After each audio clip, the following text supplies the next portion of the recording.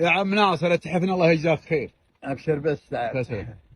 هذا شيف بن كريفيق وبن جدلان، رحنا عشي نبون نسوون قصايد في زاير البيشة. اي من هو الزاير؟ عبد الله ولي العهد عبد الله. الله اي رحمة الله عليه.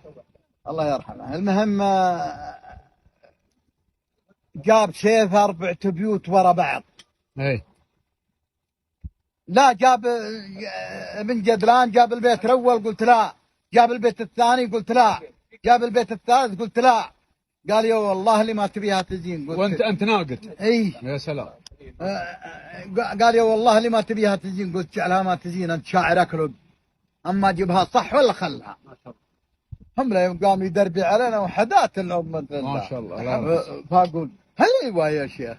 قال علي الطلاق ما اشتقت للقصيده الا عقب ما قمت تجحمني. والله صادق. ايه الله يرحمه. يقول الله اكبر يبدي النور ويبين. الله اكبر لا بدينا وقلنا يالله يا قابل صلاه المصلين، يا ربنا يا اللي عليك اتكلنا، يا منزل سوره تبارك وياسين، انك تديم ايماننا في وطننا، يا اللي قفه من الليل ثلثين ابواب عرشك للدعاء يفتحنا، يا مستجيب لدعوه المستقيمين، متوسلين لك يا رب عنا الراكعين الساجدين الكثيفين اللي يدي للسماء يرفع عنا تحت المنابر رافعات الموادين، بالله اكبر تحتها نطمئن، ناصر رسول الله في بدر وحنين، سراجنا اللي زال ظلمة جهنم. الله اكبر. تهد حيل الجمرة المستردين وتهد حيل الغاوي اللي فتنا، صدام هدم الامل والبراهين، امل شعبك بعد ما حقق لنا. انحاز واستولت عليه الشياطين، وفوقه ابليس العود هدرس